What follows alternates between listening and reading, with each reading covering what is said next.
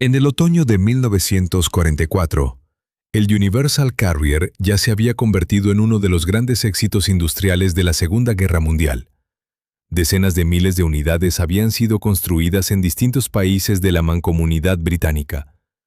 Había transportado ametralladoras, morteros, municiones y equipo de infantería desde el desierto hasta las montañas de Italia.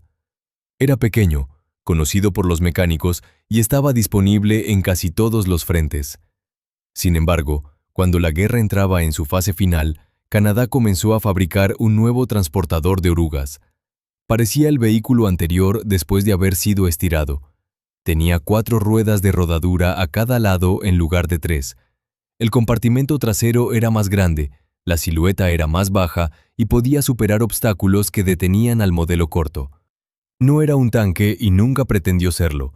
Su blindaje era delgado, no tenía techo y sus armas habituales servían para la defensa inmediata, no para encabezar un asalto. Lo que ofrecía era espacio, estabilidad y capacidad para remolcar. Estas cualidades no parecían espectaculares, pero en 1944 resultaba cada vez más difícil obtenerlas del diseño original. La nueva máquina recibió el nombre de Windsor Carrier. Fue construida por Ford de Canadá en la ciudad de Windsor, provincia de Ontario. Se fabricaron 5,000 unidades en una sola serie de producción durante la etapa final de la guerra. Llegó demasiado tarde para alcanzar la fama del Universal Carrier, pero representaba algo importante: 4 años de experiencia en el frente convertidos en un rediseño canadiense práctico. La historia había comenzado mucho antes. Durante los años 20, los ingenieros británicos John Carden y Vivian Lloyd desarrollaron una serie de pequeños vehículos de orugas alrededor de una idea sencilla. Una máquina ligera podía transportar un arma y a sus servidores por terrenos que detenían a los camiones sin acercarse al precio de un tanque. El concepto evolucionó a través de varios vehículos especializados.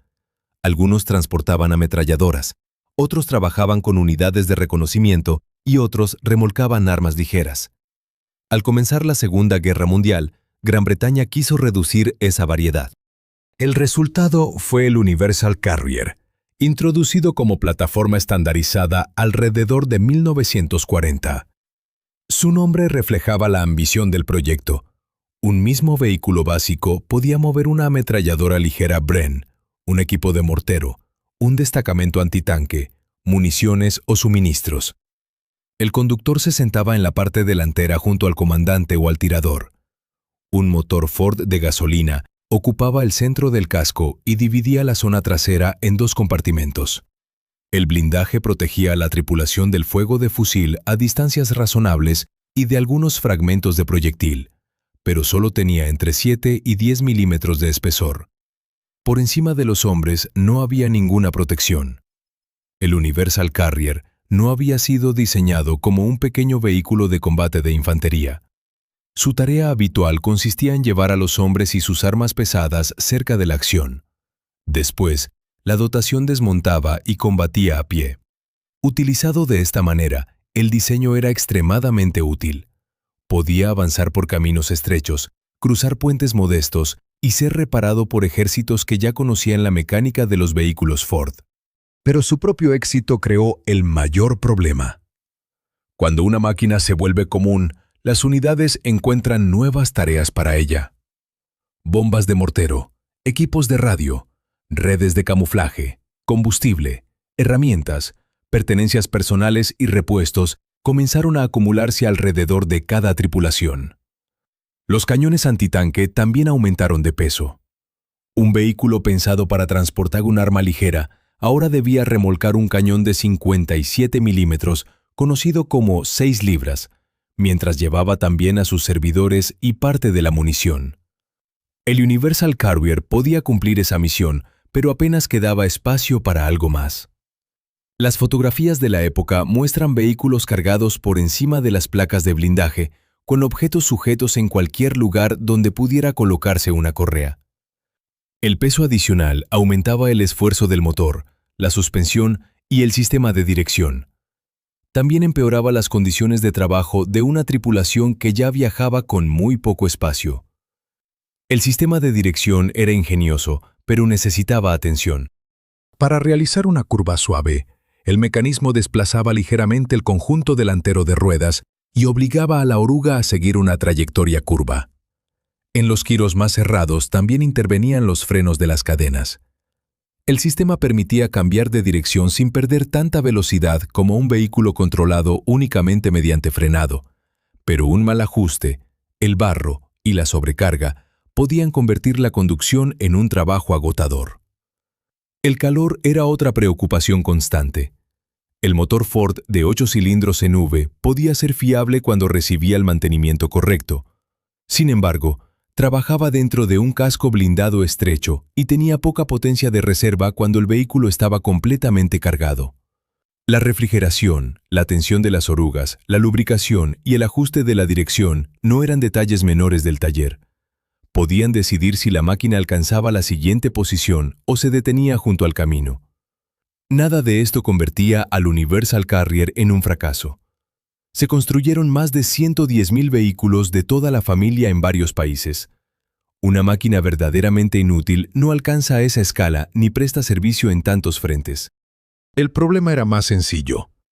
El ejército de 1944 exigía mucho más de lo que el pequeño casco original había sido diseñado para ofrecer. Varios países buscaron una solución. Estados Unidos produjo el transportador alargado T-16. Introdujo cambios útiles y corrigió algunas limitaciones anteriores, pero los usuarios canadienses todavía querían más espacio para el equipo y un radio de giro menor en las misiones antitanque y de mortero. Además, cada entrega estadounidense debía atravesar un sistema logístico que ya estaba trabajando al límite. Ford de Canadá desarrolló entonces otro vehículo adaptado a los requisitos británicos y canadienses. Al principio, el proyecto se concentró en crear un tractor ligero de orugas. A medida que avanzó el trabajo, la lista de funciones aumentó.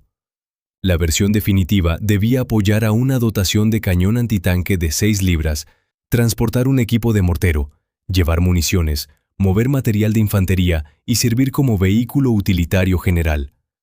La solución más visible fue aumentar el tamaño del casco. El Universal Carrier normal medía aproximadamente 3 metros y 66 centímetros de largo. El Windsor alcanzaba unos 4 metros y 37 centímetros. Ese aumento exigió otra rueda de rodadura a cada lado y una nueva disposición de los conjuntos de suspensión. Por eso resulta fácil reconocerlo. El Windsor tiene 4 ruedas a cada lado y un espacio considerable entre los dos grupos de ruedas.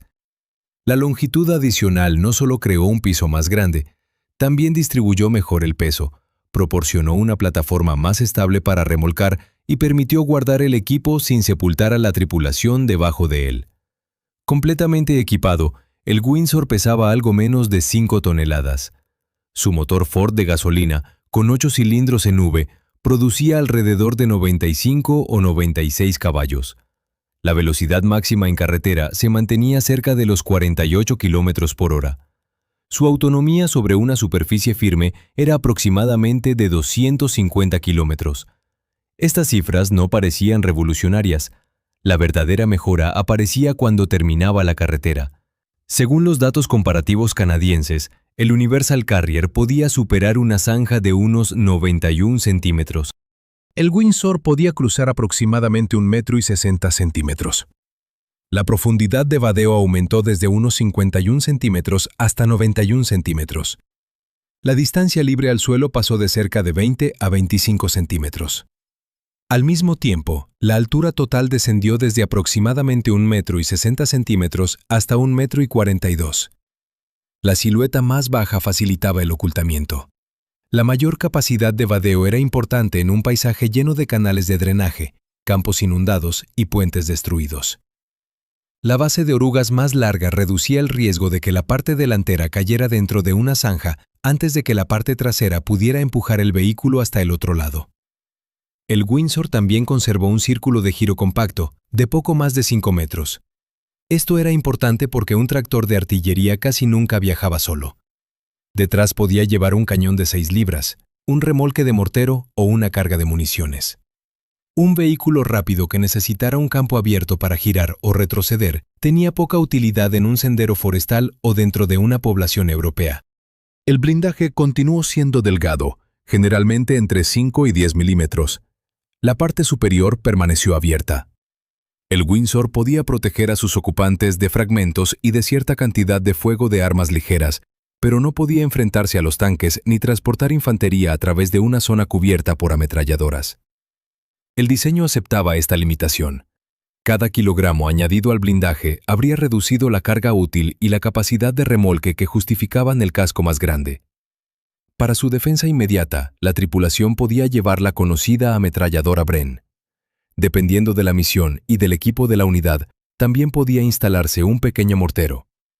Sin embargo, el arma más importante solía ser la que viajaba detrás del vehículo. El cañón antitanque de 6 libras se había convertido en un arma fiable para la infantería.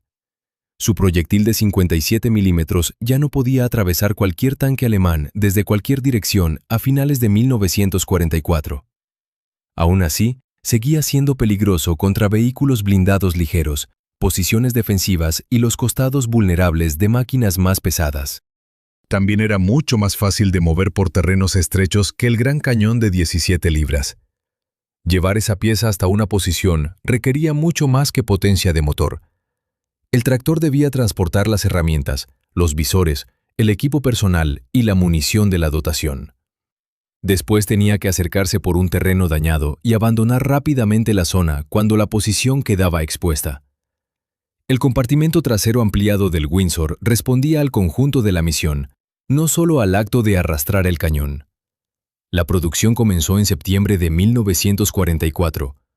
Ford de Canadá construyó 5.000 Windsor Carrier entre 1944 y 1945.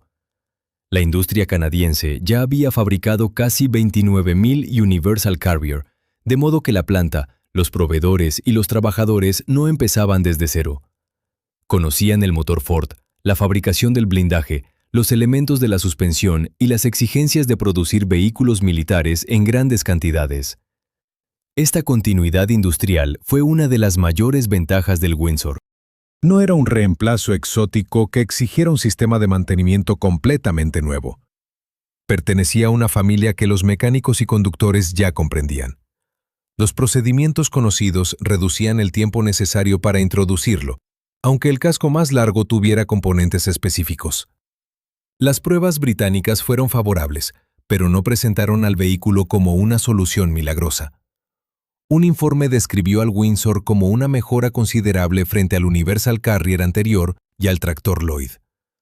Otro documento concluyó que no resolvía por completo el problema de remolcar el cañón de 6 libras, aunque era la opción preferida para esa función. Esa evaluación dice más que cualquier sobrenombre heroico. El Windsor no era perfecto. Simplemente estaba mejor adaptado al trabajo que el ejército necesitaba realizar. En ocasiones fue llamado la reina de los transportadores. Era un nombre grandioso para una máquina pequeña y puramente práctica, pero reflejaba el aprecio que las mejoras útiles podían despertar entre las tripulaciones. Más espacio, un radio de giro mucho menor que el T-16 y una capacidad superior para superar obstáculos eran ventajas que cualquier conductor podía sentir desde el primer recorrido. El Windsor llegó a Europa durante las últimas campañas en el noroeste del continente. Una conocida fotografía tomada cerca de Schild, en Bélgica, durante septiembre de 1944, muestra un Windsor con un cañón de 6 libras perteneciente a una unidad antitanque canadiense.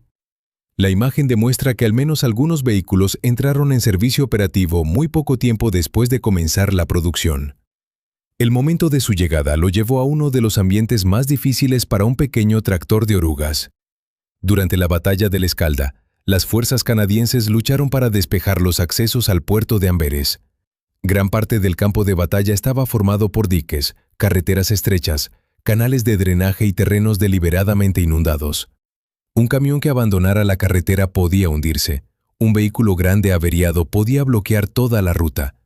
Cada movimiento de armas y municiones se convertía en un problema de ingeniería. Ningún modelo de transportador decidió por sí solo aquella campaña.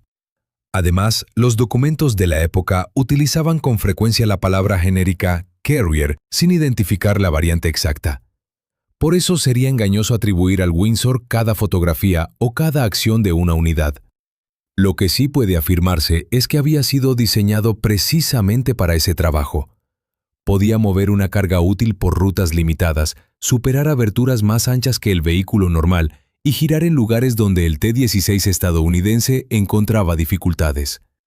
Las mismas cualidades continuaron siendo útiles durante el avance aliado por el paisaje húmedo de los Países Bajos y hacia Alemania. Los caminos forestales del Reichswald se transformaron en barro profundo por la lluvia y el tráfico continuo. Los puentes demolidos y las corrientes de agua obligaban a utilizar pasos provisionales. Las armas de apoyo de la infantería tenían que avanzar por rutas inadecuadas para los camiones comunes. En aquellas condiciones, el pequeño transportador casi nunca era el centro de la historia. La dotación del cañón recibía atención cuando detenía un vehículo blindado. La infantería aparecía en las fotografías cuando una ciudad era liberada. El tractor que había llevado la munición o remolcado el arma hasta allí muchas veces quedaba fuera de la imagen. Sin ese movimiento, sin embargo, el cañón y sus servidores no eran más que un peso inmóvil. El Windsor también llevó al combate las debilidades de toda su familia. El casco abierto exponía a los hombres a la lluvia, el frío, las explosiones en el aire y el fuego desde los pisos superiores. El blindaje delgado obligaba a buscar cobertura en lugar de confiar en el vehículo. El mantenimiento de las orugas seguía siendo esencial. El motor de gasolina instalado en el centro producía calor y ruido a muy poca distancia de los ocupantes. El Windsor era más capaz, pero continuaba siendo un transportador ligero. No era un vehículo blindado de personal en el sentido moderno. Su llegada tardía limitó su fama. El Universal Carrier combatía desde los primeros años de la guerra y había aparecido en casi todos los frentes aliados. El Windsor solo dispuso de los meses finales de la campaña europea para construir su reputación. Muchas unidades llegaron cuando la resistencia alemana ya comenzaba a desintegrarse. El final de la guerra también redujo rápidamente la necesidad de miles de tractores de orugas abiertos. Esto no significa que su producción fuera innecesaria. El equipo militar se solicita para la guerra que los responsables esperan que continúe, no para una fecha de rendición que solo los historiadores conocen de antemano. Cuando empezó la producción del Windsor, nadie en la fábrica podía saber con certeza que la campaña europea terminaría en mayo de 1945. Gran Bretaña y Canadá todavía preparaban operaciones, reemplazaban pérdidas y calculaban futuras necesidades. Después de la guerra, los transportadores blindados completamente cerrados fueron ocupando muchas de las funciones que antes pertenecían a los vehículos abiertos. Los camiones mejoraron su capacidad fuera de carretera, mientras que las nuevas máquinas de orugas ofrecían más protección y carga útil. El Windsor pertenecía al final de una era tecnológica. Fue uno de los últimos desarrollos importantes de la idea de Carden y Lloyd, iniciada casi 20 años antes. Los ejemplares conservados permiten observar hoy las diferencias con facilidad. Junto a un Universal Carrier normal, el Windsor parece más largo y más bajo, con su característica disposición de 4 ruedas a cada lado. No es una transformación espectacular. Precisamente ahí se encuentra la clave. Los ingenieros canadienses no intentaron convertir un pequeño vehículo utilitario en un tanque. Conservaron el motor conocido, la disposición básica y la lógica de fabricación. Después, proporcionaron a la máquina el espacio y la movilidad que sus tareas de guerra realmente exigían. El Windsor Carrier no fue el vehículo que ganó la guerra. No introdujo un arma revolucionaria y tampoco reemplazó a todos los transportadores anteriores. Su logro fue más discreto. Tomó un diseño exitoso al que se le estaba exigiendo demasiado y le devolvió cierto margen. Los hombres recibieron más espacio, el cañón obtuvo un tractor más estable y la máquina pudo cruzar aguas más profundas y zanjas más anchas sin obligar al ejército a reconstruir toda su cadena logística. Por eso su historia resulta importante. La ingeniería militar suele presentarse como una sucesión de inventos brillantes. En realidad, muchas de las máquinas más útiles nacieron cuando alguien decidió escuchar a los conductores, mecánicos y soldados que conocían exactamente el punto donde un diseño existente había alcanzado su límite. Canadá escuchó esas experiencias, alargó el casco, añadió otra rueda de rodadura y construyó 5,000 unidades antes de terminar la guerra. El resultado no fue glamuroso, fue práctico, oportuno y eficaz. Si disfrutas descubriendo las máquinas olvidadas que mantuvieron a los ejércitos en movimiento, puedes suscribirte y acompañarnos en la próxima historia.